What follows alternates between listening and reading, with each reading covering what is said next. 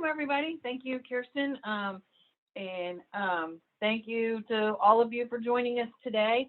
It shouldn't be a super lengthy training today, but we are going to cover the Alternative Trade Adjustment Assistance, which is known as ATAA, and Reemployment Trade Adjustment Assistance, or RTAA, today. We also have staff from IDES on the line with us, and they will make a presentation as soon as I'm done with my slides on how to do the application itself, and they'll discuss some things that they do and some other things that need to know. But with that, we'll get started.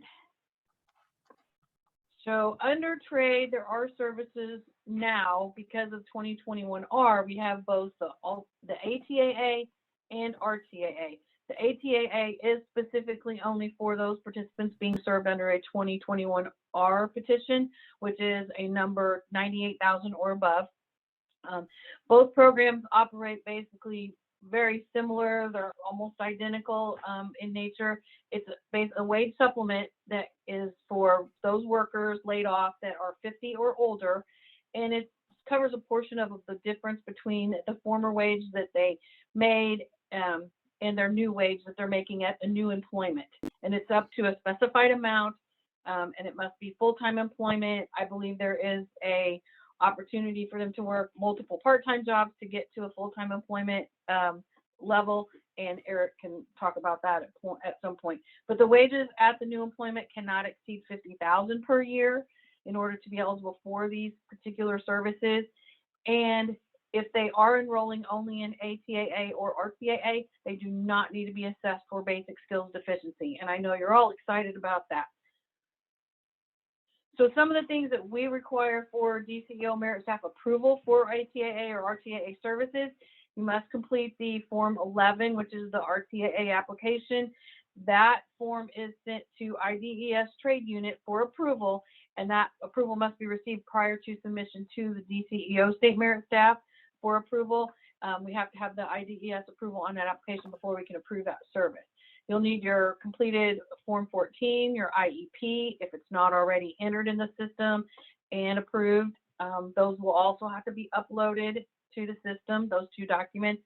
And if the IEP has been submitted and we've already approved the IEP in the system, then you would use the Form 14A, which is the IEP modification form, to make that modification to that participant's plan.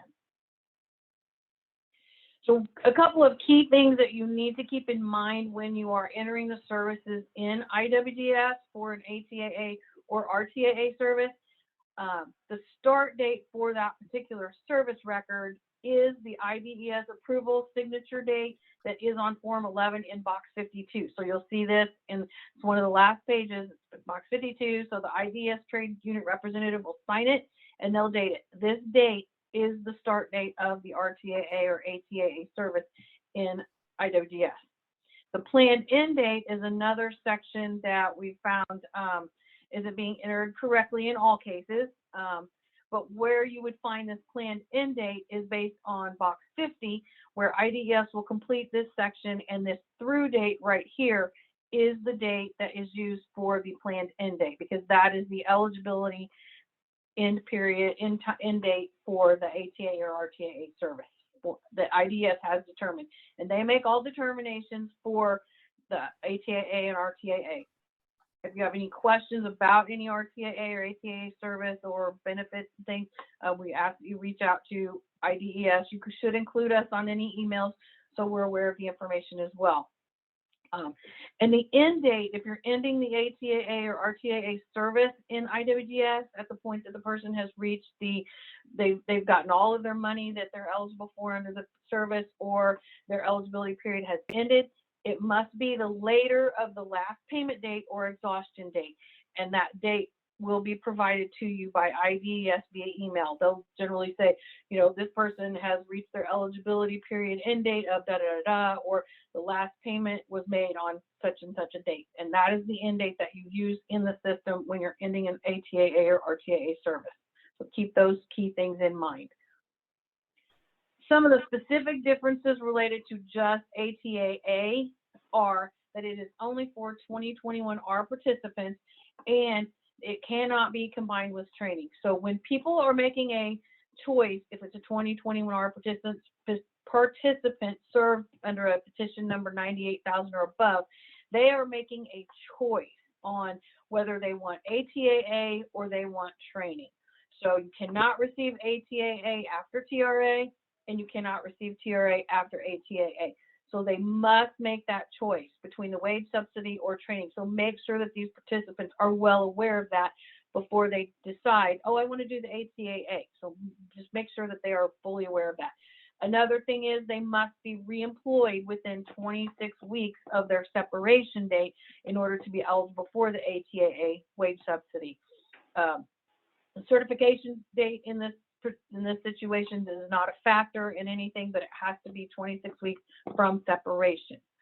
DOL will specifically mention in the trade certification whether or not the certification does include ATAA.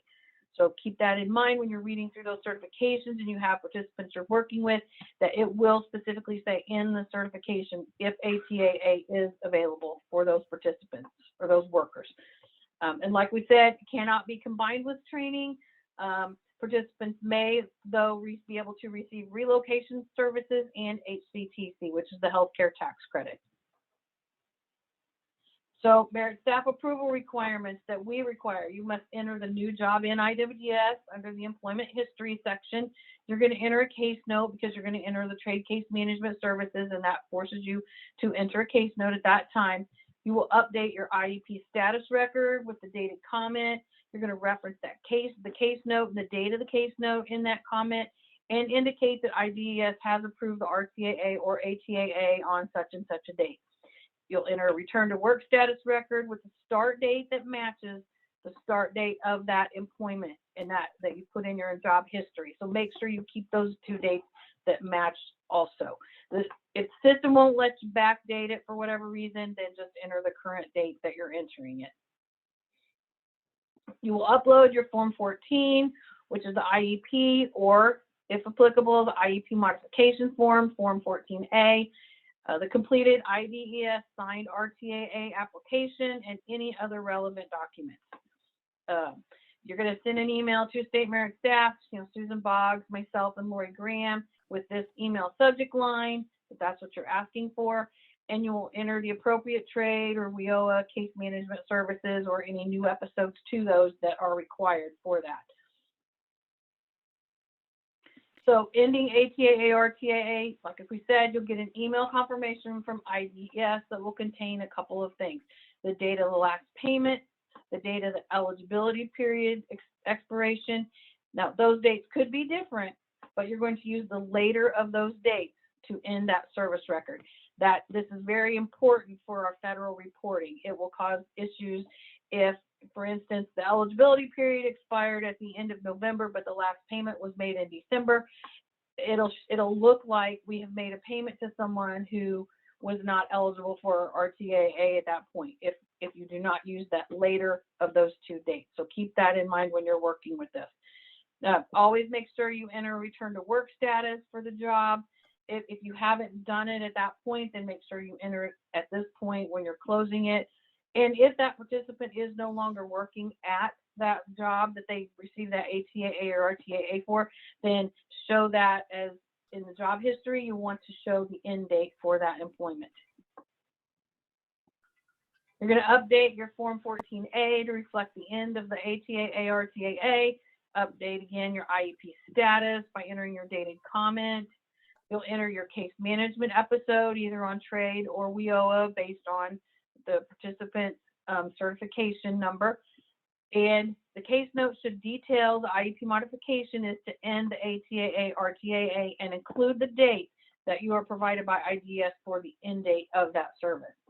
You're going to forward your last merit staff approval email for that participant and request the IEP modification to end it.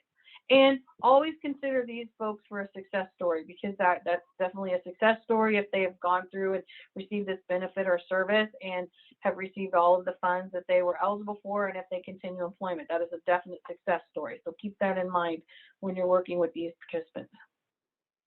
Appeal rights, of course, we've gone through this several times trade does provide rights to the participants to appeal any determination that they're dissatisfied for or dissatisfied with. The appeals language does appear on the trade forms, and it is on the RTAA application. Those are adjudicated at IDES by an administrative law judge, and usually we career planners will be required to attend the hearings via a conference call for anyone who appeals, and you'll get a notice of that. Here's where you can locate the forms. There's a couple of different sites. You can go to ePolicy or the WorkNet site. We ask that you do check the WorkNet site for any more recent forms when you're starting out to do a form. We're updating some forms, and we will notify you when updated forms are posted to the site. But always check the WorkNet site before you start any forms for a new participant. It's always a good idea. Correspondence, again, make sure all emails regarding trade participants are sent to Susan, myself, and Lori. That way, if one of us happens to be out of the office or a couple of us, then your question can get handled or request can get taken care of. Any emails regarding trade grants, go to Crystal and include a clear subject line that tells your LWIA, what you're doing, and the participant name. Do not combine information in emails for more than one participant. We need to keep the emails for each participant separate so that if we're looking for information later for a participant, we can find it more easily and we can send it to you if you need it. Because we've had requests to send emails out on an approval we've done or something because a previous case manager worked with that person and they did not have the approval email. So it's easier for us to search if the email is only on one participant. Here's your helpful websites again. This Workforce GPS Trade 101 has some great resources. Here's your GSA site for looking up per diem or mileage rates, the Department of Labor trade site, WorkNet trade forms again, and here's how to get into IWS. You probably all know how to do that.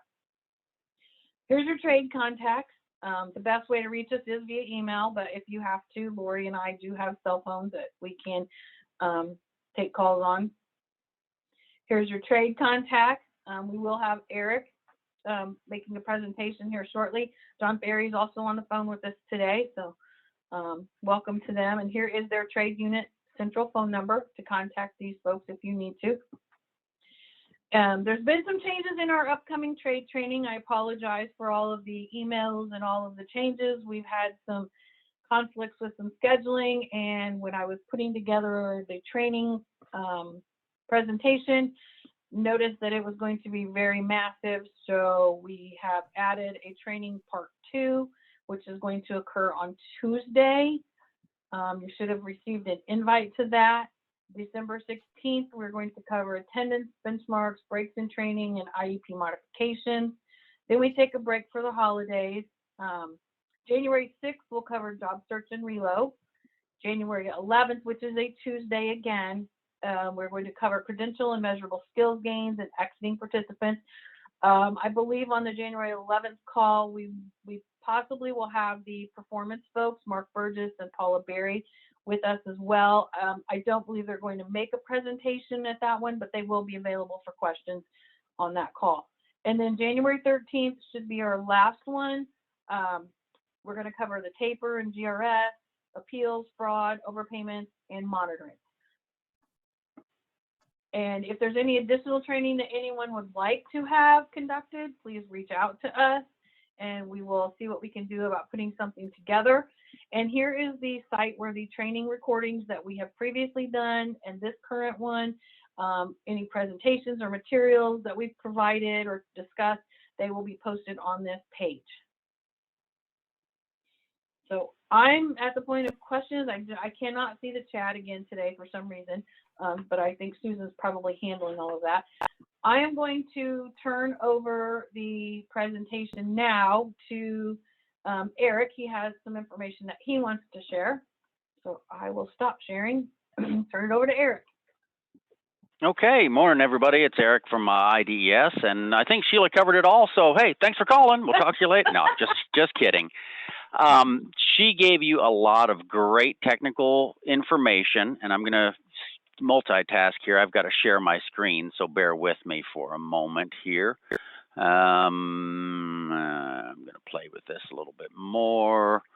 And then I've got to get this going. We're going to kind of do a walkthrough feeling of it and kind of a free form flowing, because you've got tons and tons of technical data. You've got the Tegels that you've got to use regarding these programs and 2 different legislations. So I'd rather have a realistic hands-on approach to this. But yeah, we'll break out for questions and answer it and get you all taken care of. So first off, can everybody see my screen? Is it the full big white screen? It says IDS Trade Unit RTAA Overview Training? Yes. Yeah, we can see it. Yes. All right, fantastic. So yes, it's RTAA and ATAA, and again, we're looking at 2 different legislations here, and some of the rules have minorly changed. But from our point of view, the foundation of how and what we do is the same. They're just different rules that we have to apply depending upon the certification or the legislation. And as Sheila pointed out, 98,000 or above is going to be the 2021 R legislation. Now, they may even come up with future legislation. I know they're talking about it. Who knows if it'll get passed? So things are subject to change. So that's why we want more a realistic hands-on approach.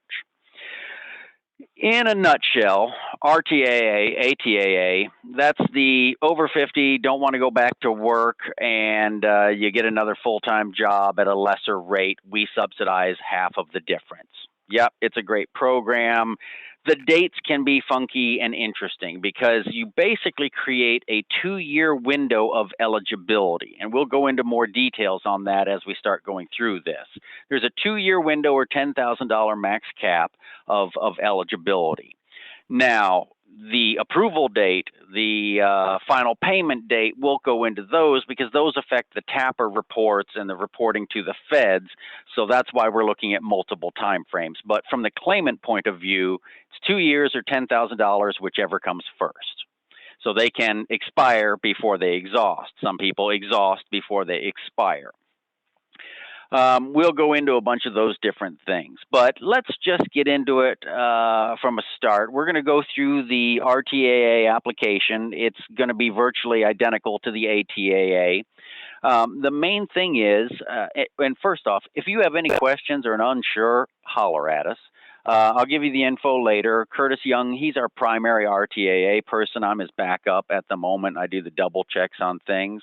I have to be careful since this is being recorded. We've done training in the past where John and I were up and talking, and I said, we've got to do this right. We got to be careful because I have to say this carefully because my boss was a hard butt about it. Well, I guess he reminded me I'm the hard butt now, so I'm double checking Curtis's work. So that is my new official category of this. But we have to make sure we follow the rules because the numbers don't lie, and we report to the feds on this. Now, once you gather all the data with your client, you're going to submit that to us. Ideally, it's nice when we have everything at once, but that doesn't necessarily occur. We need the completed application, copies of their ID, because we print everything off and we have a manual paper file as well. Just in case something happens to our computer systems, we can still prove it to the feds.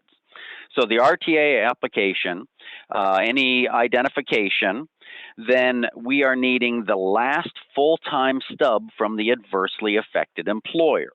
Now, this has gotten a lot simpler because of legislative changes. We now count overtime. So that has made it a lot easier. We haven't had to break things down, but we start with the last pay stub. If it's full-time, that's probably all we need. But in some cases, it's not full-time. People can be on reduced hours. People can be on work comp. We've had to go back half a year to a year. And if that's the case, if the last stub is not full-time, we have to have all of the stubs going backwards in reverse chronological order until we get to the last full-time stub. And that is a mandate from the feds because those in-between ones are the proof that we're using the last full-time. Like many, many years ago, we just used a full-time stub. We got bit and fined on that one. So we start with the last stub And then if that is not full-time, we have to go backwards in chronological order, having all of them until we get to the last full-time stub. And also we will need either a verification of employment letter from the employer that has hire date, hourly rate, minimum number of hours, or the first full-time stub. We make the payments off the first full-time stub. We can approve an application with just a verification of employment letter, but in order to make any payments, we need the first full-time stub. And when you have the stubs, if you've got multiple ones, send them all with the application, because we'll just process them all, and then once we can make a payment, we'll just send out the payment. In fact, we've even had cases where we made one $10,000 payment, zip, boom, bang, we were done with them. So again, you need the application, the ID, the last full-time stub, and the first full-time stub. That's what gets sent to us. If we don't have all of the necessary information, we'll work with you to try and get that, but that does not begin our 5-day approval date, because we have 5 working days to approve or deny the applications from the receipt of all completed information. So if we're missing something, that doesn't start that date. Once we receive the final piece of information, then that begins that date. So it's best if we can get it all. If not, we'll work with you. We've got a window of about 3-4 weeks we can work with you. If we can't get the info by then, worst case scenario, we'll deny it. And then once all the information's present, we just change the dates appropriately and legally and resubmit it, and then we'd review it again from there. That wouldn't be a permanent denial. That's just based on the information we have. So let's get into the RTAA application. I've broken it down into sections, and I've highlighted the main things that we're looking at. I mean, obviously, you want to fill out forms completely, but these are the main things that we use. And you see up at the top, this is just the RTAA application, and it's a maximum of $50,000. And we calculate that based off of each and every pay stub. Because there can be some cases where, say with the reemployment employer, someone got a bonus. So that week, when we calculate out an annualized salary off of that particular pay stub, they could be over $50,000. But then the next pay stub, they're back to their regular amount and they're under. That doesn't deny them. It just denies that particular week, and then we would keep paying them from there. So going through here, we start off with customer social security number. We're legally allowed to use those. In fact, that's how we look people up. There is a CID, a claimant individual number, something like that, that's associated with IBIZ. We can use that as well, but it's a lot easier to have it. I know you guys run with just the last 4 and the last name. We can't search by a last 4. All data has to be transmitted through the Illinois Secure File Transfer System, so you are allowed to transmit PII data through that, but not via email or stuff like that. So you can put that social on there. If not, we have to dig it out and find it. The RTAA application date. That's basically the day you're completing the application. There's a window. We'll talk about the claimant signature date as well. But we don't want people to put the date and then 6 months later they get more data and then you can finally submit it. So think of it as roughly the date you're submitting it to IDES, or it's usually the same as the date that the client signs the form as well.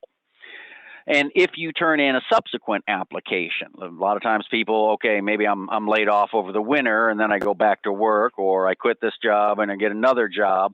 Well, a subsequent application would require a new application date. That's not a solid date. It's not based off of the first application. So those dates will change. Last name, first name, middle initial, yeah, we don't worry about that too much. But we do have to double check all this information in the IBIZ system. We will be using what is in IBIZ because that has gone through our security protocols and is confirmed with the Secretary of State. So if their first name is Jonathan and they just write John, well, we're going to rewrite Jonathan next to it. So we're going with the official legal data in IBIZ. Street address, city, state, zip, you know, it's good stuff. We got to be able to mail them letters. And again, that has to match up with what's in IBIZ as well. County for in-state ads, it's only in-state, the county they're in. I don't know why we use that, but, well, we've got it on there. Date of birth, very careful on that. They're very important because they have to be 50. If they are not yet 50 and they turn in an RTAA application, we're going to deny it. Now, in some cases they can start a job at 49, and once they turn 50, they're theoretically eligible from their 50th birthday on, but we have to check their birth date. We double check it with IBIZ and the identification copies you've sent us, and we have to confirm that they're 50 or above. And the documentation type, that's basically their ID. If it's a driver's license and a social security card, we put like dr.lic, SSN, or birth certificate, B.C. We just indicate what identification is present in the application. So the documentation type is just basically confirming their ID. All right, second part, LWO IDS information. Yep. Nice to have, not crucial. We communicate mainly with you via email. A lot of times your phone numbers are there. If it's not in your email signature, we may pull this and get a phone number if we have to give you a buzz. But I know also we change case managers, so that's not necessarily anything crucial to the processing of the application. But again, it's good info to have on there. Petition number, absolutely, got to have that. We can dig it out, but we do these for the entire state, and there are times we have had humongous workloads. So having that is, well, a requirement, and it helps us find the needed data much quicker. And then the employer name, that's the adversely affected employer. Address, type of work, yep, great. Then we look at the last separation date. That is the day they actually separated, and that's the date. We're going to double check in IBIZ, which it doesn't always match because in IBIZ, that is the information that the claimant put into the system. Who knows if that's the actual correct date or not, but we're corroborating that information and then using that separation date to look for the last full-time stub. Now, if they received severance stubs after that, we can't use those. We're looking at the last stub based off of that separation date, and is it full-time? If so, that's what we need.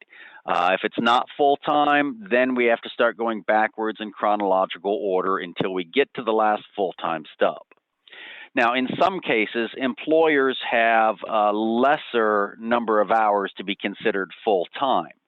If that is the case, we would need documentation to support that. If we don't have additional documentation, and this comes into play with the reemployment employer as well, if we don't have the additional supporting documentation from the employer, whether it's a page from the employee handbook, their welcome and job acceptance letter, or a letterhead from the employer, if we don't have separate documentation, we go with standard 40 hours a week. The rate of pay, that's simplified a lot since we're counting overtime and bonuses. So that's, for the most part, the gross divided by the total hours, and that's the hourly rate. If they get insurance subsidies to help cover their insurance or reimbursements for like steel-toed boots, those things wouldn't count. But overtime, bonuses, yep, all of those count nowadays. We're basically looking at the hourly rate. I know it says per hour, week, biweekly, semi-monthly, monthly. We still have to manually calculate it down to the hourly rate. Do your best on there. If you ever need help, I always say, hey, holler at us. Heaven forbid we all work together as a team. But as long as you got something in there, we're going to calculate it down because we have to double check all the math. So I'm not giving you free rein to ignore it. Do your best, but we're still going to double check it and make sure it's squared away because we have to prove the math numbers to the feds. Number 24, that is actually requires 2 answers in there. You've got 2 colons in there, not just 1. They're not separated by periods. So full-time hours for the certified employer, that's going to be 40 a week. If it's biweekly, it's 80. If it's semi-monthly, it's 86.67. Basically, we're looking at everything on a weekly basis. That's how we form our calculations. So we go with 40 hours a week. If it's less than 40, we need some sort of specific documentation indicating what that number is.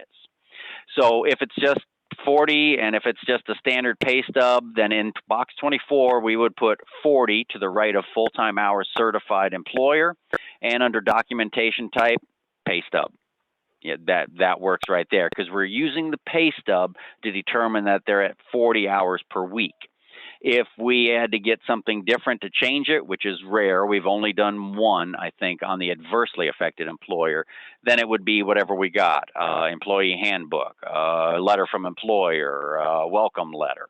But there are actually two answers in that box 24. I'm harping on that one because everybody misses that. Almost everybody misses that. So let me just see. All right, Mike, Eric. So if they are working 40 hours per week, we do not need a written document. Absolutely.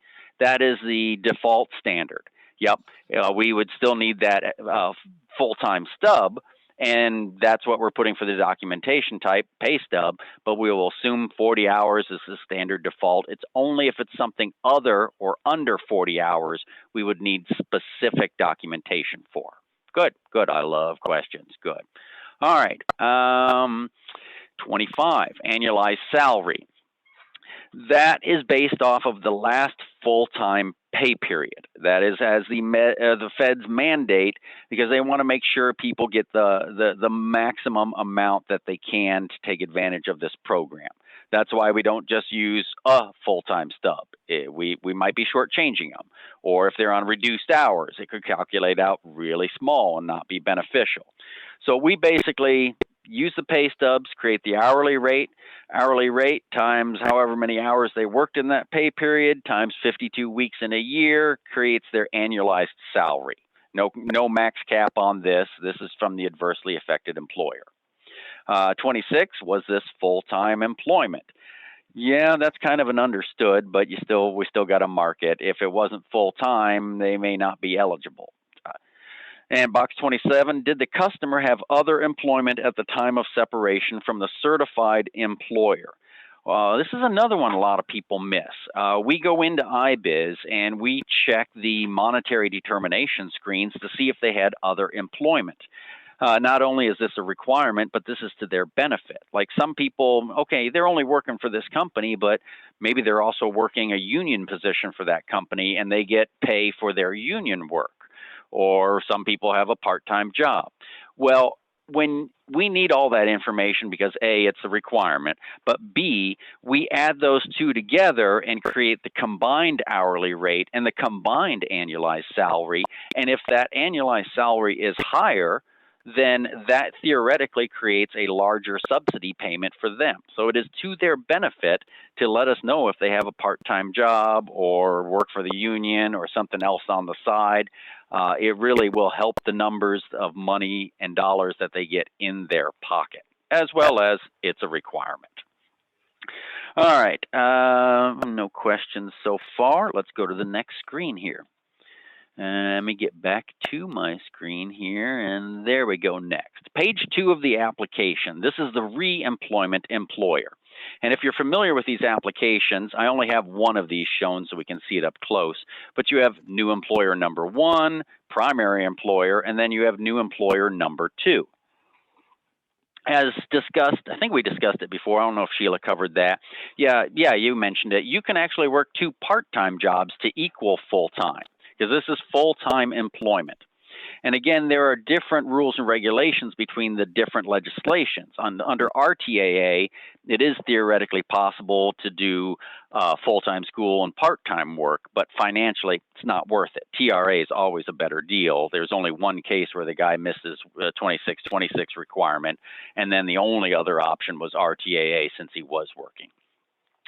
But so you can do 2 part-time jobs. In the case that I've seen as well, I've had someone work 3 part-time jobs. If that's the case, this page 2 only has 2 employer spaces listed. Just photocopy another page 2, cross out the extra space, write in the 3rd employer there, slip it into the app, no big deal. That's what we would do.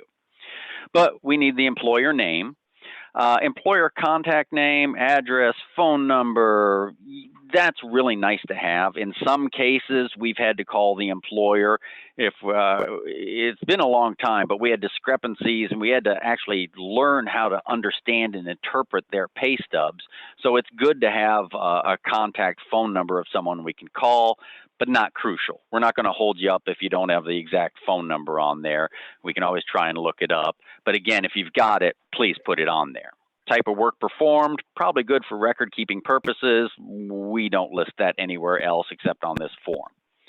Date of hire, that's an important one. We need that because that can be one of the factors in determining the RTAA or ATAA eligibility window. That's that 2-year window that they have the potential eligibility to receive benefits.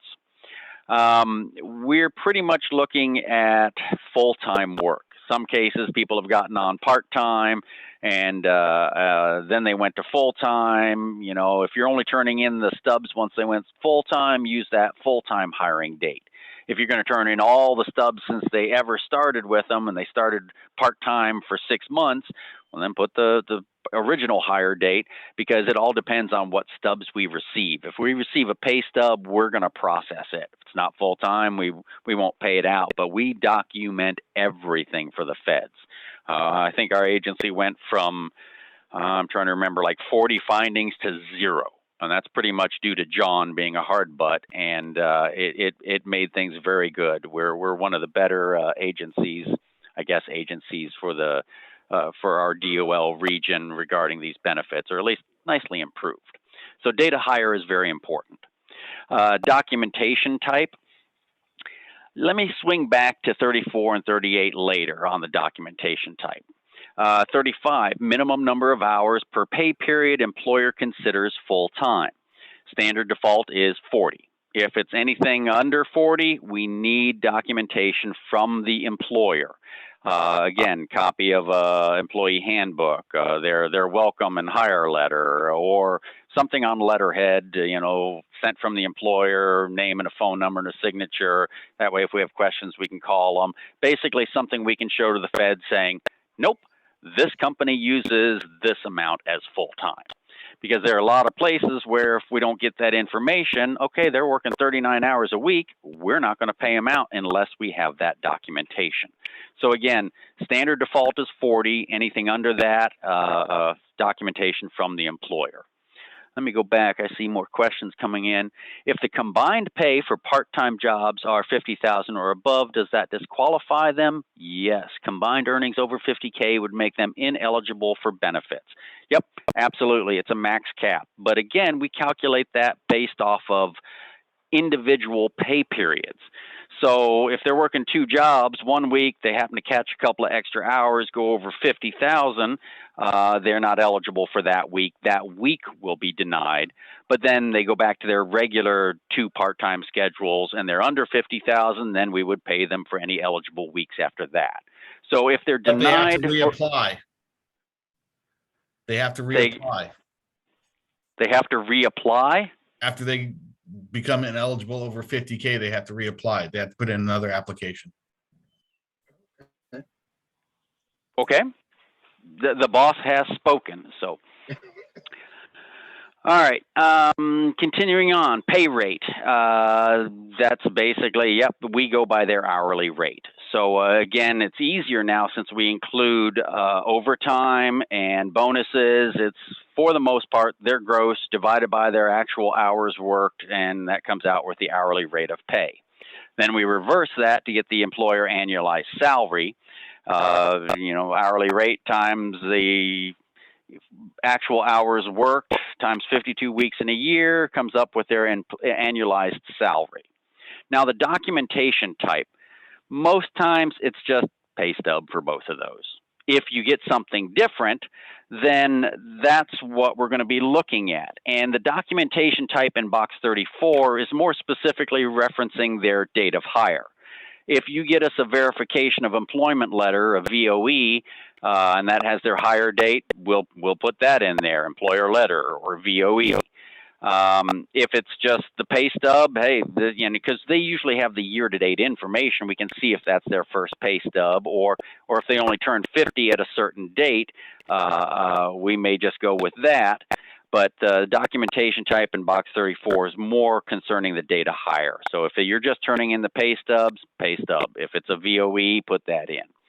The documentation type in box 38 is for the rate of pay and potentially the minimum number of hours to be considered full-time. Many cases, it's just pay stub. Or if the hours are under 40 hours per week, then what is it? Letter from the employer, a copy of employee handbook, a welcome letter, something like that. And then box 39, full-time employment, yes or no. If it's yes, that's what we're looking at. Now, if they're working 2 jobs simultaneous, and it is not, okay, I worked at this job full-time, and then it ended, then I got another full-time job. Well, those are 2 separate employment periods. That would require 2 separate applications. The 2 employers on page 2 are more referencing working them at the same time. So if they have a part-time job, the only thing that would look different, it would say new employer number 2. It'd be on the bottom half of the page. You would fill this information out for them as well and provide any pay stubs. Now, any pay stubs from if they're working 2 part-time jobs or maybe a full-time and a part-time, we have to continually have both sets of those pay stubs. If we don't, there's just a gap and we're going to wonder what happens. So if there is a case where we've had it where people, okay, maybe I work a couple of weeks at this part-time job, then they're not busy, so I'm not working for them. I still have my full-time job, and then I'll go back on to the part-time.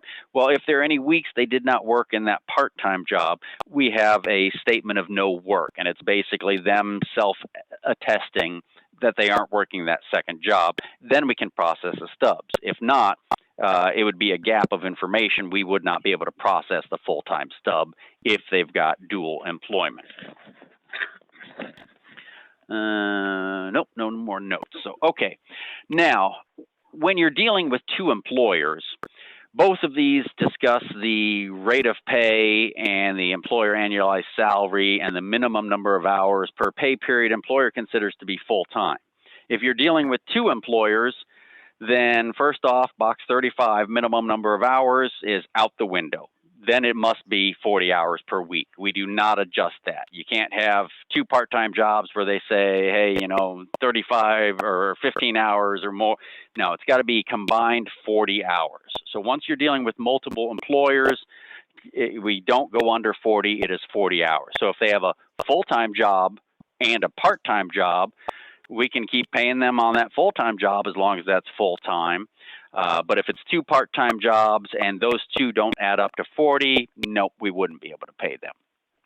As for the pay rate and the employer annualized salary, it's good to throw that info in there, but we are actually combining the data. We will combine both employer gross wages, both employer hours, divide them out to get a combined hourly rate and a combined employer annualized salary. So once we get to page 3, you'll see the annualized salary we will usually indicate if it's a combined annualized salary. So we write those in the middle spaces there in separate colored inks that we keep on our paper forms. So that's pretty much it. Box 40 and 41, of course, again, it's always good to go through and fill everything out. I'm just showing you the main things we look at. Let's see, if not full-time employment, is customer working at least 20 hours or enrolled in attending a trade-approved training? That's the one for RTAA only. This is not a factor in ATAA, where you can do, full-time school and part-time work. Again, 9 times out of 10, it's not worth it for someone to go that route. They get more money on TRA. We've only had 1 instance since I've been here where we had a person do that. And if customer is not enrolled in a trade-approved training program, does the customer have additional part-time employment? Yeah, always good to fill things out. We're not really focusing on those. So questions on page 2 before we go on. Anything so far? And we can always go back to it. Let's go on. Let's go to page 3. Top of the page, customer signature and date. That is the actual physical date that they are signing that application and presenting all the completed information. The customer signature date and the RTAA application date, which is box 2 on page 1, those two can't be more than 30 days apart. They've got to be kind of synced up, and we can't receive these more than 30 days after they've been signed. So if they signed it in June and you're turning it in here in December, no, it's not within a valid time frame. So we would require the customer to re-sign it, redate it, and go forward from there. Usually your RTAA application date on page 1 and the customer signature date on page 3, it's great to sync those up, but again, they can be different depending upon how you work with your individual customer. But just know those two can't be more than 30 days apart, and it can't be more than 30 days before we receive it.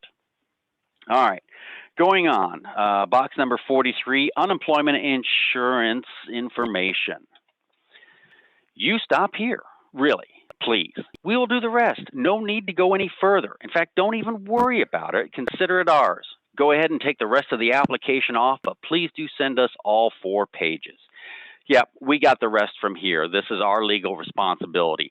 Even if you fill them out, and even if you fill them out correctly, we're still mandated to go back and make our marks and our notes and initial off on it. That's just per our audit pages. So just know you don't have to go further. If you do, great, but we're still going to double check it. So just had to add a little humor here. Training can always get too slow and boring. So, all right. Let's go on. Excuse me, let me go back. We will fill those in. Did the customer file a UI claim after separation from the adversely affected employer?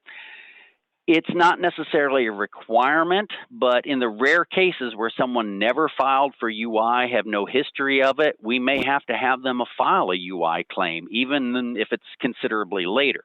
That's because we have to confirm their identity with the Secretary of State, and we have to have a way to be able to pay them. That's why they would have to file a claim. Now, if they've already had a claim, say their address is up to date and their direct deposit information is up to date, then we can go forward with there. We won't have to enter a new claim. But if they've never, ever, ever, ever been in the unemployment system, they would need to file one. But again, if we get to that situation, we'll work with you. Box 46, did the customer receive TRA allowance payment? Yes or no? That we have to go into and double check, because in RTAA only, so ATAA, the newer as of what, July 1st, 98,000 series petitions and above, it's either or. It's either ATAA or TRA. You can't switch, jump, flip. It's one or the other. Under RTAA, the older legislation, you could do training and receive TRA payments, and then if you still had benefits available, you could switch to RTAA. Now, they're not two separate programs. It's two different groupings under the same TAA program. So under RTAA, the older program, which we'll still be using for a while, if for every week they received a TRA payment, that ticks 1 week off the back end of their 2-year eligibility period. So if they received, 97 weeks of TRA, then, there'd only theoretically be 5 weeks of RTAA left available. So every week of TRA removes 1 week off the back end of the 2-year eligibility window. And there's also an equivalent dollar amount for every TRA payment. It's not what they got paid out. I want to say, and don't quote me on it, it's either like $93 or $97. So every week of TRA they get equals $93 in RTAA funds. So not only are the weeks ticked off on the back end, a dollar amount is also removed. That's why some people can start with only a balance of, say, $6,000 instead of the $10,000 balance. That's led to some confusion too. And this isn't a guarantee that you're going to get the whole $10,000. It depends on how things work out. If someone just goes to a job that's a hair bit less than what they were making at their adversely affected employer, they may never exhaust all the funds before they hit their expiration date. Whereas other people, we've had humongous differences. They got substantial payouts and went through the money quick before they expired. So it is $10,000 or 2 years, whichever comes first. And we will indicate this and take that into our calculations. So let's go on. Total annualized salary amount, that's basically, if it's one employer, that's the same number as the annualized salary on page 2. If it's a combined, it will be the combined information right there. Box 50, customer is eligible for reemployment trade adjustment assistance for the period from. That's where we will indicate the dates of from and to, or until the receipt of $10,000 reemployment trade adjustment assistance subsidy, whichever occurs first. Again, there are a lot of factors that come into play on that. And that's what your TGLs are for, because we get into the details. It's not just when they get hired. It can be when they get, if they've not received TRA payments. So we're just talking about someone, no TRA whatsoever. They're just going straight RTAA. Their RTAA eligibility window begins with either the reemployment date or the date they exhausted all rights to UI, based off of their separation from the employer. So if they get into UI and they haven't burned through all the money and then they get hired, their hire date's probably the start of that 2-year window. If they burn through, and we're talking normal times now, no COVID extensions, if they burn through the money and they use up their UI money and then they go, oh man, maybe I ought to look for a job, and then later on they get a job, well, their RTAA window begins when they use up the money, when they exhaust all rights to benefits under UI. So that number can be different. In some cases, and again, this is connected with the separation from the adversely affected employer. So maybe they didn't use up all the money. Maybe they got to the end of their benefit year, and then 3 months after that, they finally wind up getting a job. Well, once that benefit year ends, that is exhausting all rights to UI based off of the claim connected to the separation of their employer. So that number can change all the time. Or again, if they still have money left, still in the benefit year, and they get a new job, it's the rehire date. That's why we're going to go through and calculate all this out. The end date, the RTAA eligibility period end date, and it's not technically, you can't just automatically go 2 years. It's a little bit more detailed calculation. We've got a spreadsheet that helps us out. But again, if they receive TRA payments, we have to remove weeks off the back end, so that can have an effect upon it as well. Now, if a customer is not eligible, we're going to check mark one of those appropriate boxes below. You can see the basics, not a member of a certified worker group, or wasn't 50 at the application, didn't present all the information, or if there's something that's not covered by those, we're going to write it in there and send it to you. In those cases, and we'll talk about this, but when an application is approved, you get copies of pages 3 and 4 for your records.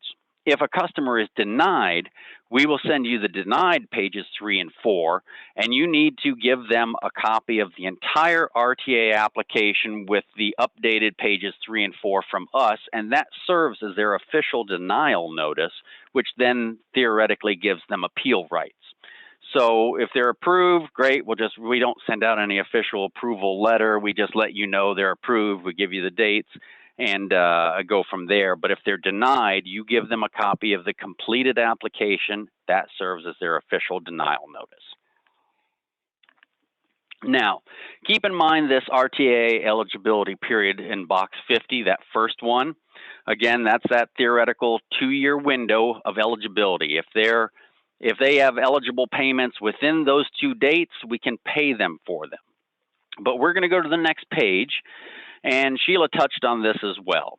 Page 4, staff use only. And again, still please send us that page, even though you don't fill out anything for it. Date received by IDES trade unit. Again, we have a 5 working day window to approve or deny this if we have all the completed information. So we'll indicate the date we received the information. If we get everything but the ID or everything but a certain pay stub, we're not going to fill that in because it's when we receive the completed application that begins that 5-day window. Then once it's approved, we usually print and sign. At least I always did because my handwriting's horrible. So I want to make sure you know I did it. So I would print my name, sign it, and then the date we're approving or denying it. If it's denied, we'll write in the upper corner there, deny. We document it all over just to make sure. Now, you won't use box 51 date for anything you're doing. Sheila kind of covered some of this information. You've got to enter your services and open that voodoo that you do in IWDS based off of certain dates. The approval date is the date they're approved. And we usually, when we send you, say it's a first application, we send you in an email stating, attached to pages 3 and 4 for John Doe. Please use the date of the application as the approval date for IWDS services. That's because we want to get that information in there, because if you don't have your services in there by the time we make a first payment, it will not show up on the quarterly TAPR report and throws everything for a loop. So we send you that little reminder as well as the day before, and I think I have examples on the next slides. We will send you a reminder email, a notification of first RTAA payment. That's just kind of a last-minute fail-safe. Hey, we're paying them tomorrow. Make sure your services are in, because if not, it won't show up on the quarterly TAPR report. The other factor of that is the payments can go out after the RTAA eligibility period. So going back on box 50 there, they're eligible from this date to that date. Well, say they work right up to the last minute, they may not get their stubs until a couple of weeks later. If those stubs, the pay period end date is still within that RTAA eligibility period, we can still pay them after that date. We're not paying them for any stubs past that date, but stubs prior to that date, the payments can occur afterwards. And that's why you want to wait to close them down until you get official confirmation from us, because if you close them down and a payment goes out, doesn't show up on the TAPR, screws us up, all of us up on our reporting to the feds. Now, we tend to wait roughly 30 days from an expiration date before we send notification. But we're an office of many hats here, and we get caught up with so many things. I'll be honest, we're not always up to speed on that. So you're more than welcome to send us an email. Hey, is this person expired? We'll double check it and say, yes, officially they're expired. Then you can close them out of your system. But we have to keep them open if they're theoretically eligible for payments. So like if they quit talking to you a year ago, they decided, I don't want to work anymore, I'm done with the program.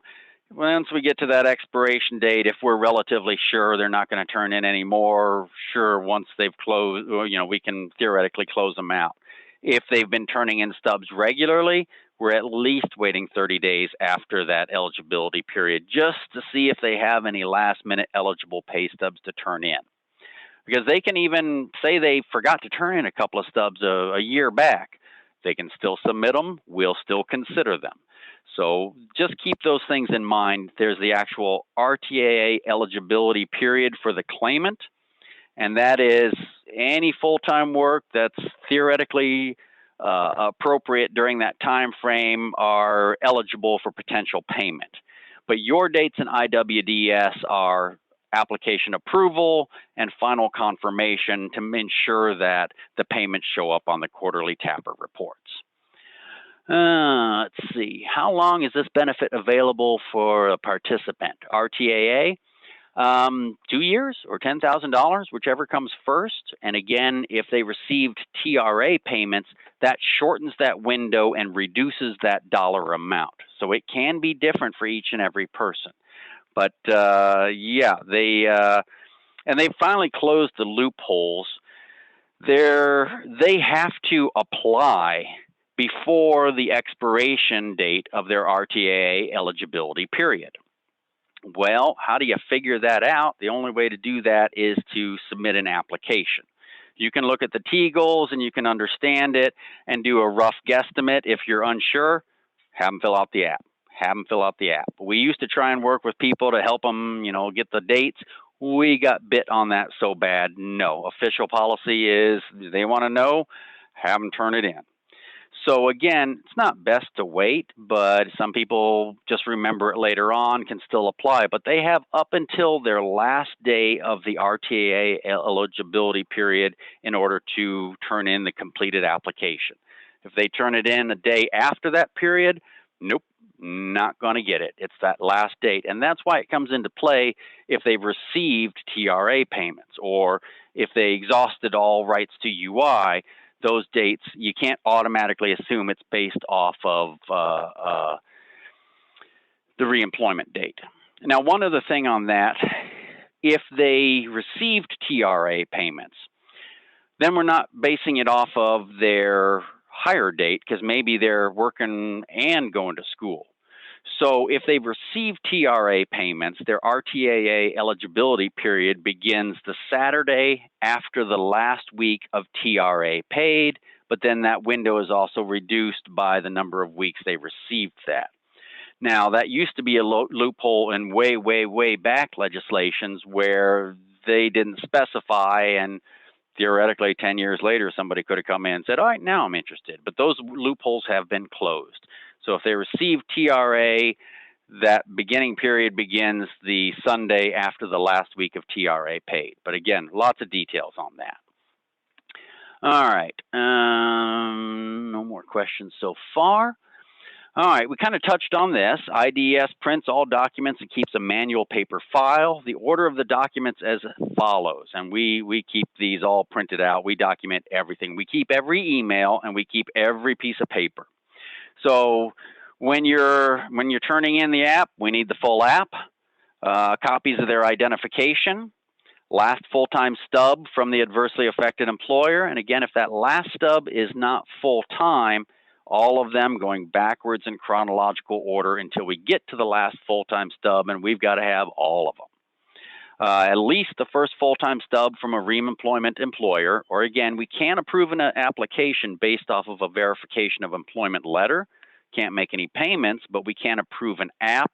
But if you have a bunch of full-time stubs, just send them all in with the app. That way we can process them at the same time. And email communication print-offs for date confirmation. When you send us an email, not only do we print off the data that you're sending to us, we print off the email itself, and that documents the date we received that information. Because again, we've got 5 working days to approve or deny an application from the receipt of all completed materials, or we have 30 days from receipt of eligible pay stubs to get those processed and either paid or denied.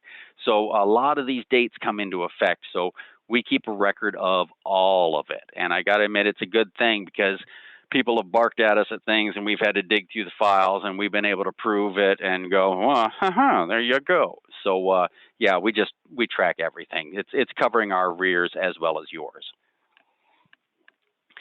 Emails, all emails, that's emailing and document transfers as of 12/9/21 today. I put that in just for somebody gets this training way in the future. All RTAA emails should be going to Curtis Young. You've got his email address there, and myself. Do CC us. John's always been a big proponent of that. That way we both have the data in case meteors fall from the sky and strikes one of us down. Yep, we need to be able to pick up the ball and run if one of us goes down. That's why we've got the paper files if the computers go down. If, Curtis gets struck by a meteor, no offense, Curtis, we wish you well. He's a cubicle over from me, so then I have all the data and the communication transfers and I can get caught back up and keep going without missing a beat. So do send all RTAA emails to both of us. We do ask in the subject line that you put RTAA, first initial and last name, and what is being sent, application, pay stubs. Like an example, RTAA, JDOE, pay stubs. That really helps us.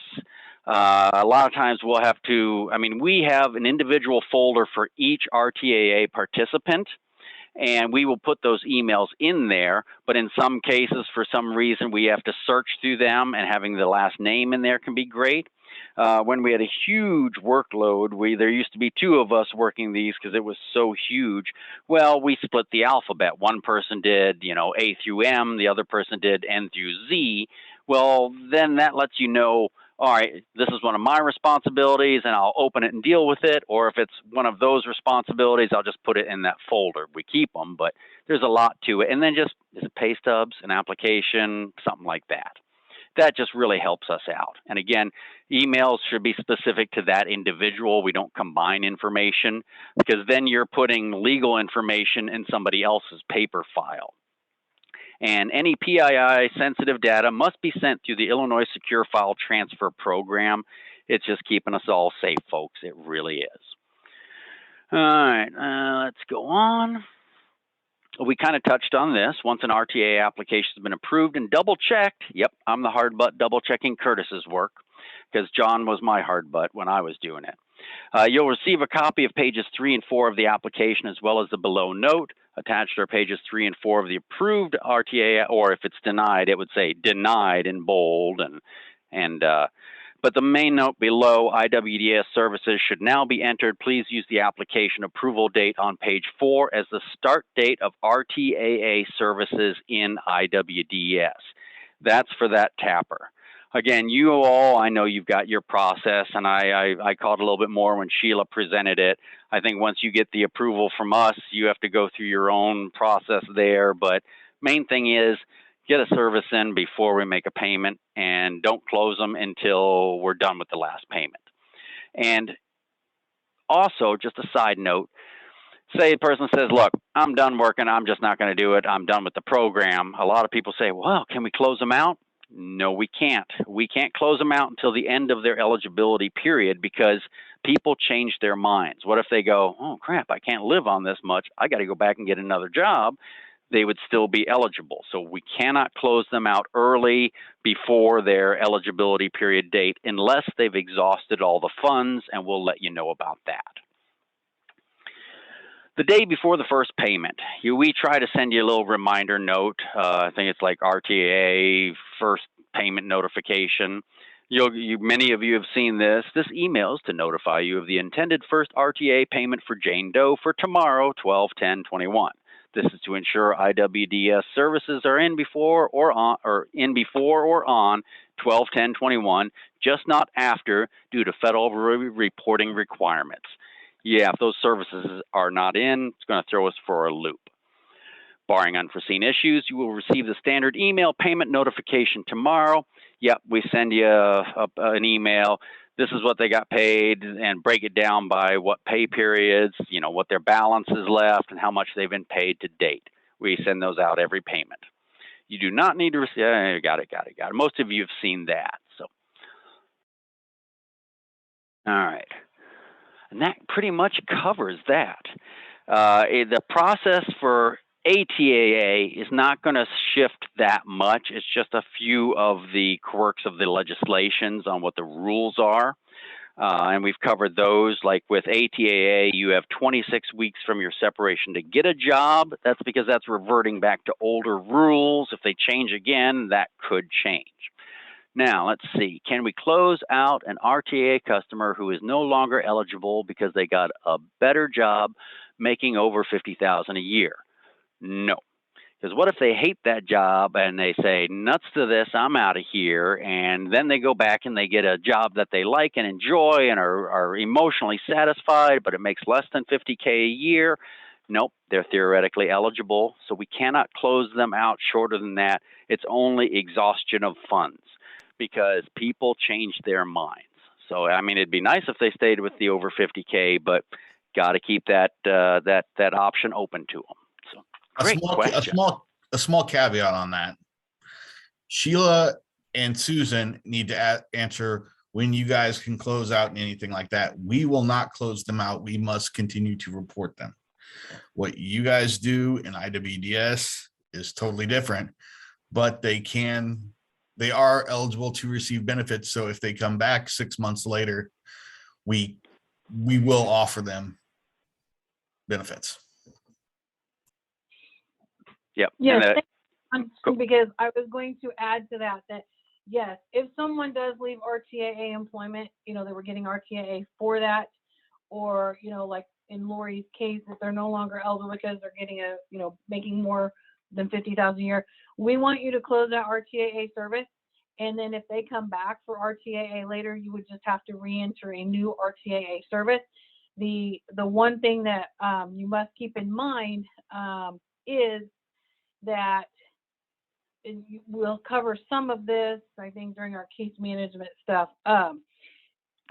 DOL requires that any participant receive an active service within a 90-day period. And if not, then their stance is that we should close them out. And if that would happen to someone, then after that 90-day period, if they come back, or if they come back later and they decide they want our RTAA, then you would have to start all over with them, a new IEP and all the new services and that. So just keep that in mind, that you must provide active service, and there are special rules regarding active service, and we'll cover a lot of that in the credential, measurable skills gain, and exiting of participants. That's going to be in January. So definitely be a part of that training, because we will cover a lot of that information there too.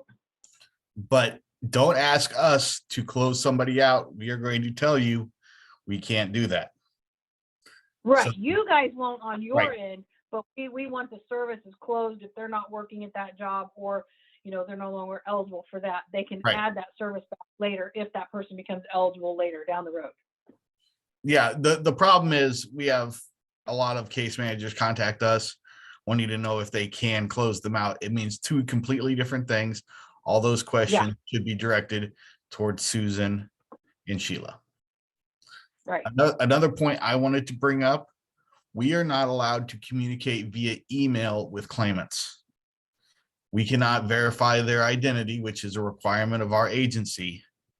So claimants should not be included in email correspondence to us, and they should not be given our email. They can get our phone number and call our line where we can verify their ID, but they should not be given our emails, because we are not allowed to communicate with them via email.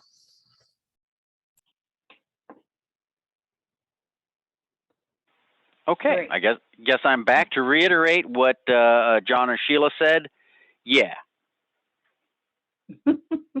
Hey, they're the bosses. They're much higher. We got to go with what they say. But yeah, that was a great point. We can't communicate with customers via email. I mean, and you all have probably heard us talking about the problems with our phones. We have our hunt group number. Give it a shot. People are starting to get through. But you, as the case managers, you can always just shoot us an email. And if we can fix it, we will. If we need more info, we can always call the customer right away and get them taken care of. So yeah, we've been dealing with that quite a bit during COVID. But yeah, just know we are forbidden. They shouldn't have our email address. We can't respond to them. None of that. So cool. Any other questions? I mean, we've covered a lot of information. We kind of did a free-flowing RTAA, ATAA process. Many of you have done this for years, and great working with you. I'm guessing we also have new people. I always encourage, if you have questions, holler at us. I'd much rather you communicate than not. Delaying or letting things slip can create so many problems. Heaven forbid we work as a team, and that's what we're here for. That doesn't mean we're going to tell you the answer you want to hear. We have to follow the law. We are, the absolute law in some of these cases, depending upon the funds. So that we want to cover our arrears. So that's what we're going with. But you can always communicate with us. Talk. It's always great talking with a lot of you, and we share things and we learn things together, and it's been a great organic working relationship. So yeah, any other questions, folks? None at all?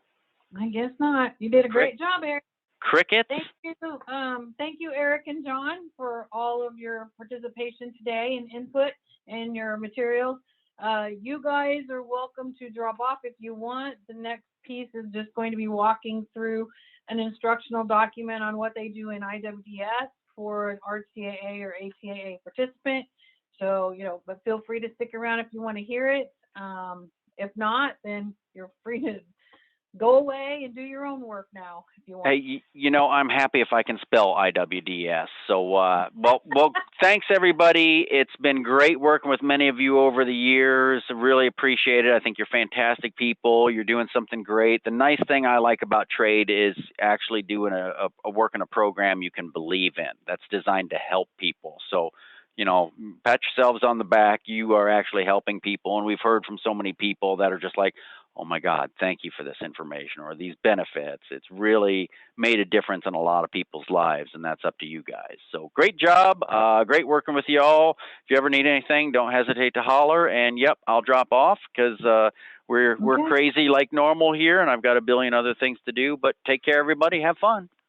Okay. Thanks. All right. Bye-bye. Thank you. Bye. Okay. So I'm going to walk through, I hope you all, can you see this, the instructional document here?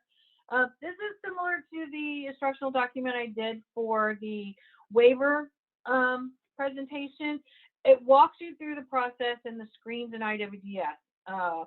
So first of all, what I want to say is when you're working with a participant who, and keep in mind, none of the participant data in here is from an actual participant. It all is in the test system. It's all made up data by myself. So keep in mind that when you're working with someone, if they want the RTAA or ATA benefit, you may or may not have already done their IEP and submitted it for approval, depending on if they're doing training or if they're not doing training for the RTAA piece. Remember, ATAA, they have a choice. It's either training or the ATAA piece.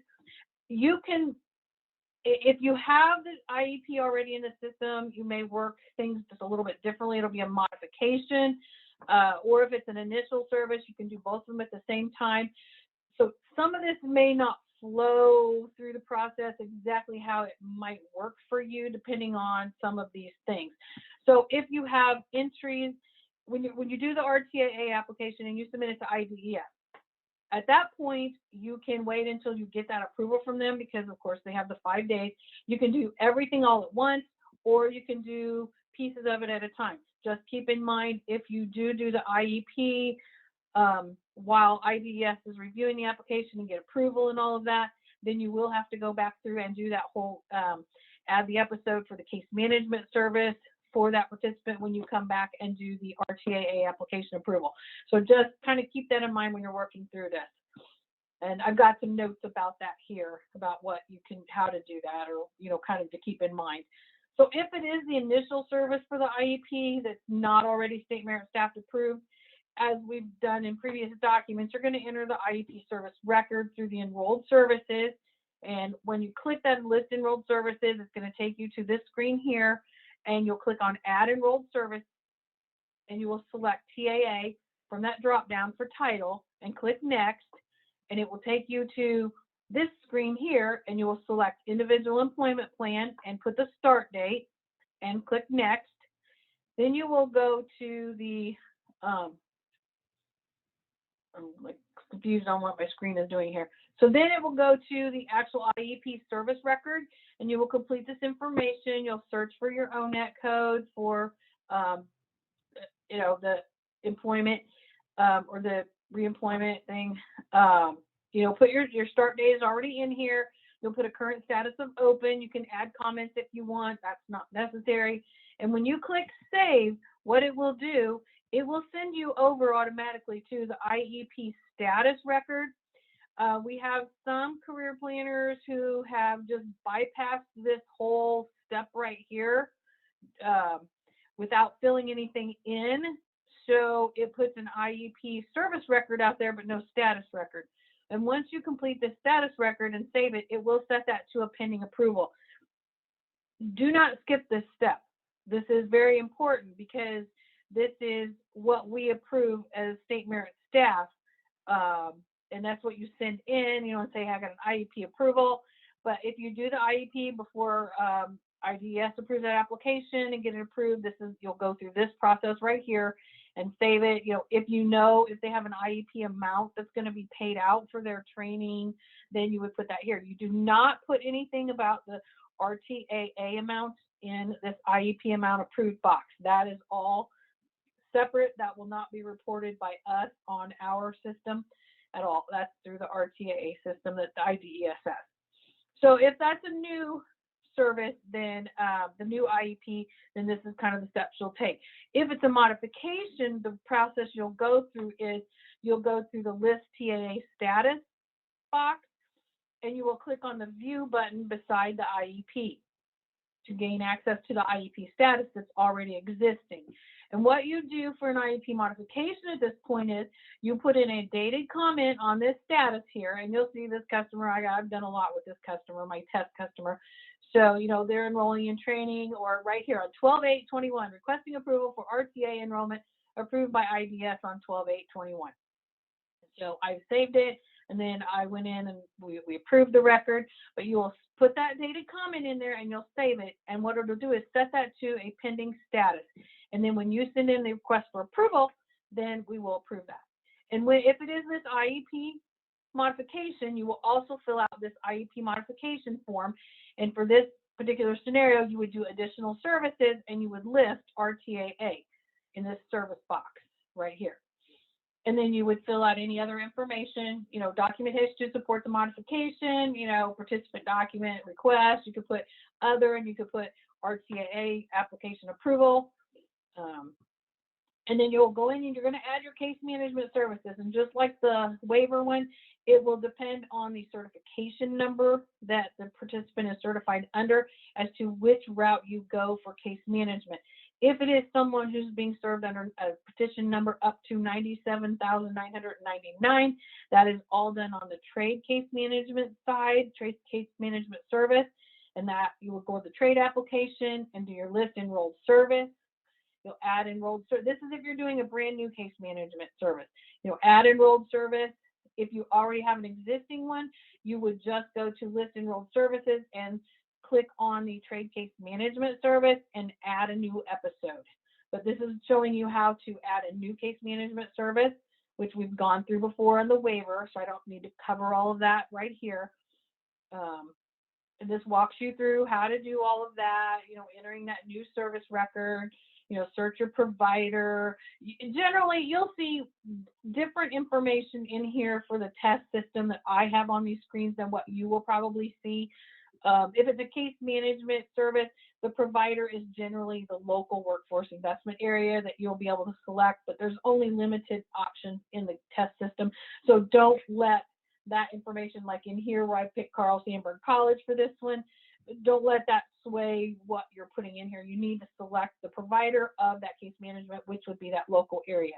So just keep in mind that the test system does not have all of the same data that you will see or have available to you as well. You'll fill in all the fields. You're going to add your case note. It makes you add a case note to it. And then once you've entered that case management service on that trade site, you'll see right here, it adds the service right here.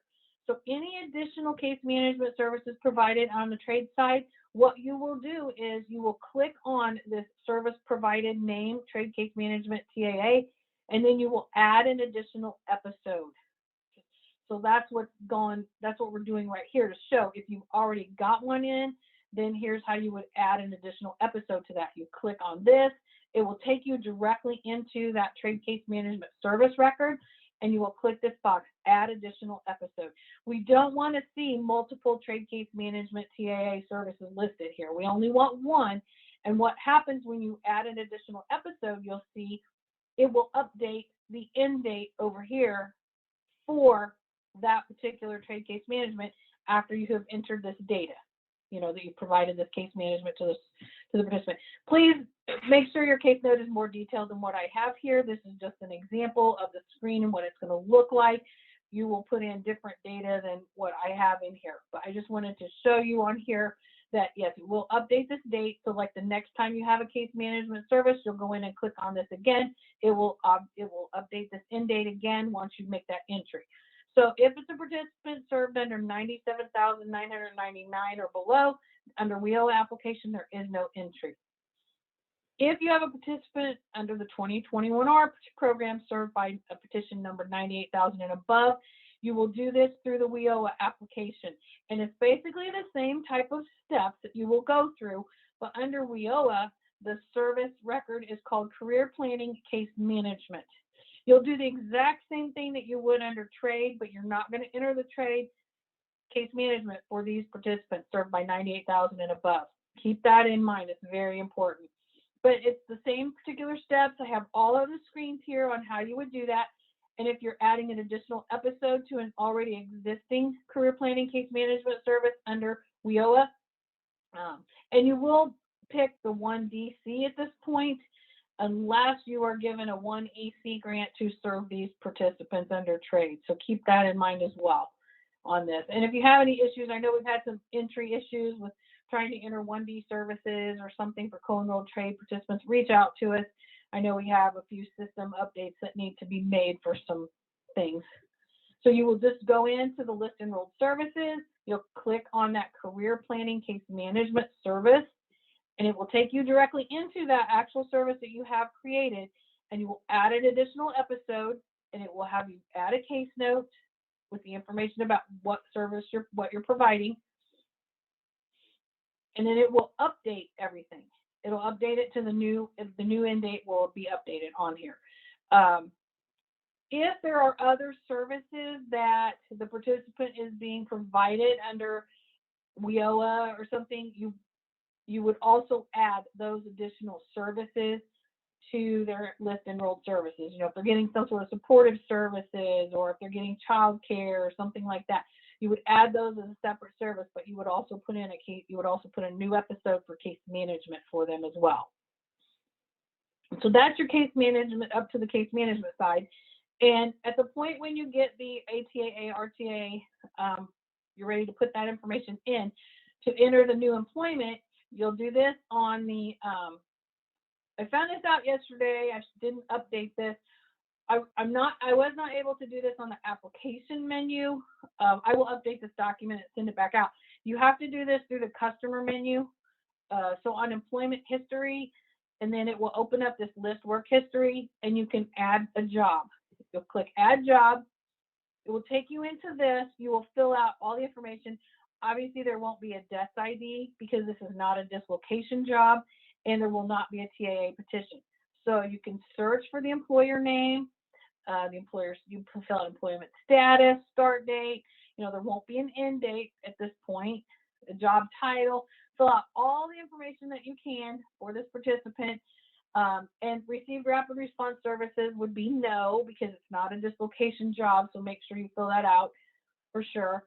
And you would also mark this, since it's an RTAA, ATAA employment, you would mark it as a TAA return to work as yes, and mark ATAA, RTAA employment as yes.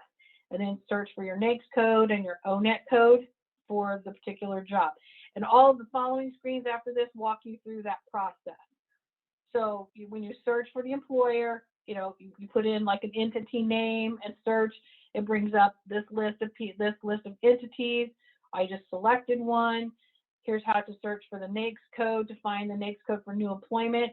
So, you know, this is the kind of job they had, and then you pick the particular job listed. In your case, you'll probably see more choices than what I have here. So just keep that in mind. Just pick the particular job that they have.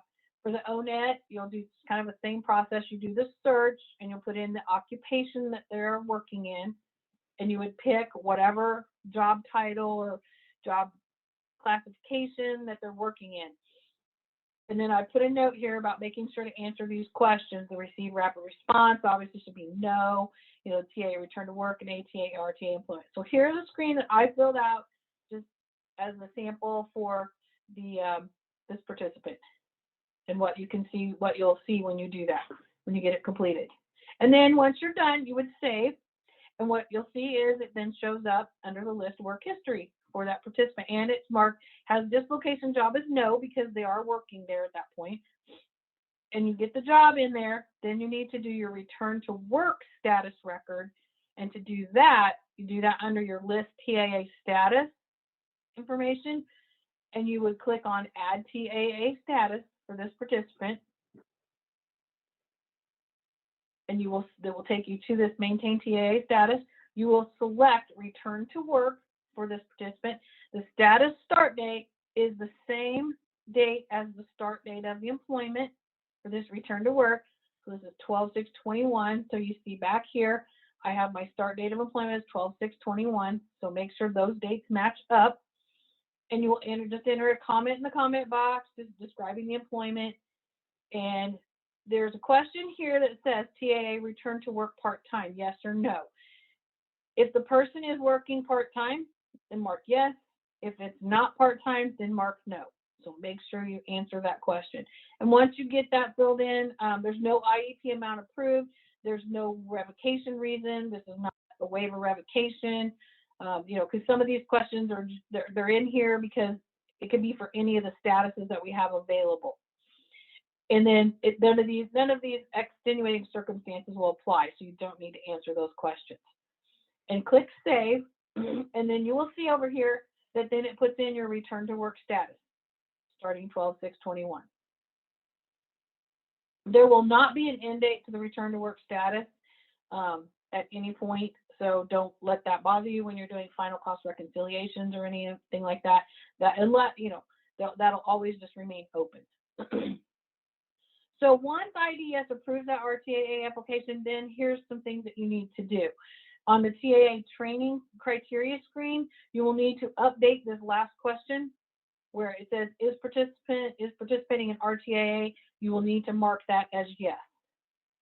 So, and then save that. So make sure you do that update to that. If you don't, because it happened to me yesterday when I was trying to do these screens, if you don't update that, when you get to adding the RTAA service record, it will give you an error message. So just keep that in mind. I'm not a case manager, so this has kind of been interesting for me to learn as I went along the way. So to enter that RTAA service record for this participant, you will go to your list enrolled services. You're going to add enrolled service. You can see my participant, they're doing everything. You're going to do the same thing. The TAA is your title. And then when you get to the service level thing, you're going to pick RTAA and the start date. Just remember, the start date is the date that IDES approved it, and I have that information right here. This is the box on the application that shows the signature date of the IDES representative and the date that they signed it. That is the date that you use as the start date for the RTAA service. So keep that in mind. And when you get that filled in, you click next, and it will go to this select activity screen and make sure that this says RTAA registrant and click next. And then you'll search your provider. Like I said, I don't have the options for providers, but generally that is probably going to be the local area. I'm not sure about that, but pick this provider that goes along with the RTAA service that's being provided. And then once you do the pick on there, it'll take you back here and it'll put that information right here as the provider. What you want to do is make sure this grant number showing here is the correct grant number. It should be the most recent current grant number that you're working under in the system. And if you're not sure of that, then work with Crystal Bigelow. She can give you that information. The planned end date is the date that IDES puts in box 50 as this through date. So that's their eligibility period end date for RTAA. So that is the date that you want to put here as the planned end date. And then make sure the current status is open, and then put the weekly hours that they're working at the RTAA employment. And you're going to click save. And then you'll see that the RTAA service record is now in here and it's open. But you will have to send us a IEP modification or request to approve that RTAA service because you've updated that IEP status record.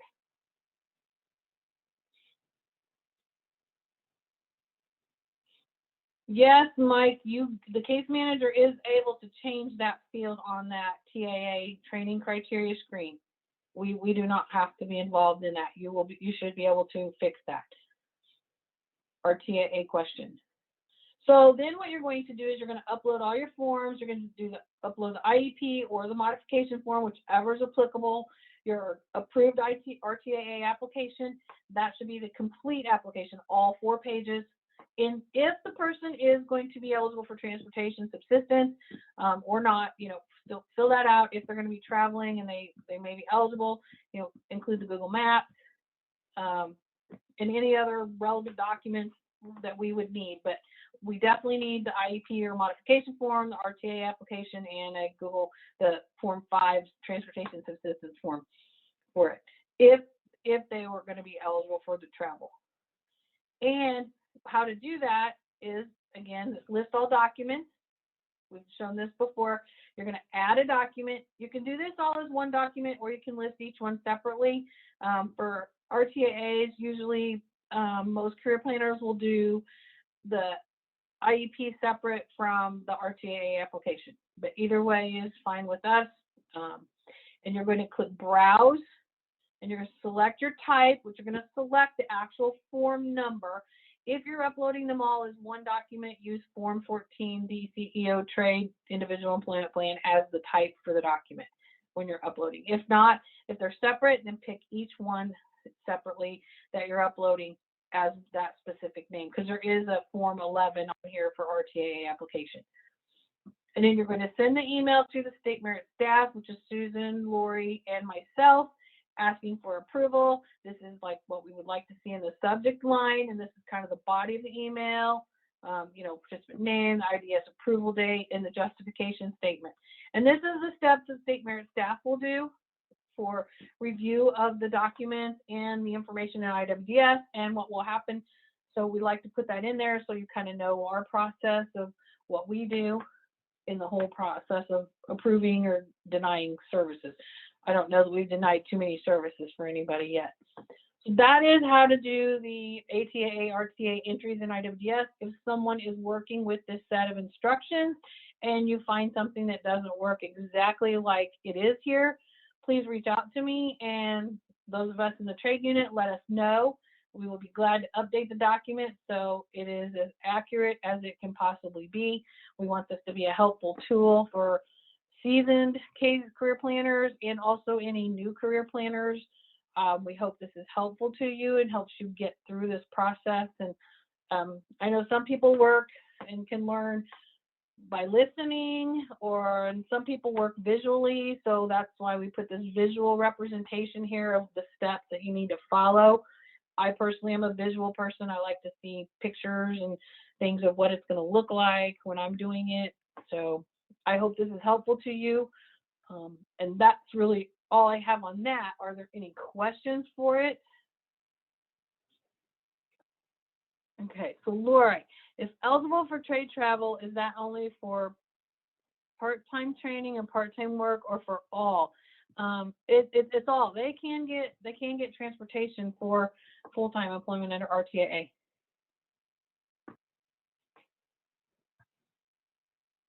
Any other questions?